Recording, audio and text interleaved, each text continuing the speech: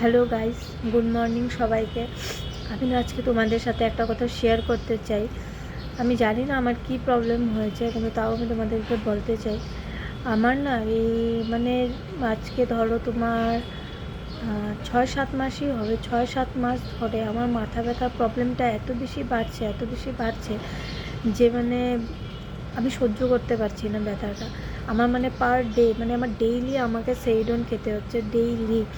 মাইগ্রেনের প্রবলেম, আমি ডক্টর দেখেছিলাম, ডক্টর বলছে যে মাইগ্রেনের প্রবলেম। তো আমি মাইগ্রেনের যা যা আমাকে মেডিসিন দেওয়া হয়েছিল আমি সব কমপ্লিট করেছি। 21 দিনের ছিল, সব কমপ্লিট করেছি। আমি মেডিসিন টাইম টু টাইম খেয়েছি, কিন্তু আমার মাথা ব্যথাটা না একটুকু ভালো হয়নি।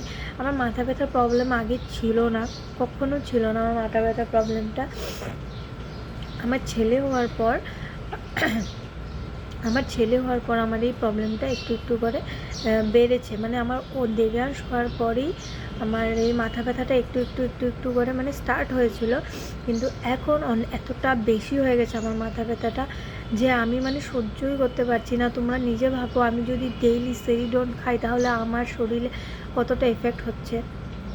আমার হাজব্যান্ড আমাকে ডেইলি বকা দেও, তো সেই ঘরে মেডিসিন রাখাই বন্ধ করে দিচ্ছে। প্যারাসিটামল, সেরিডন সব কিছু ব্যথার যত জিনিস মেডিসিন হয় আমার হাজব্যান্ড আনাই বন্ধ করে দিচ্ছে। কিন্তু আমি কি করব, উপায় নেই। আমি পাগল হয়ে যাই। আমি ব্যথাতে যতক্ষণ খাবো না আমি সহ্যই করতে পারছি না, আমার এমন হয়ে যায়। আমি কি করব গাইস, তোমরা প্লিজ আমাকে একটু বলো যে কি করলে আমার এই মাথা ব্যথা প্রবলেমটা ভালো হতে পারে। কারণ আমি ডক্টর সব কিছু দেখিয়ে দিয়েছি।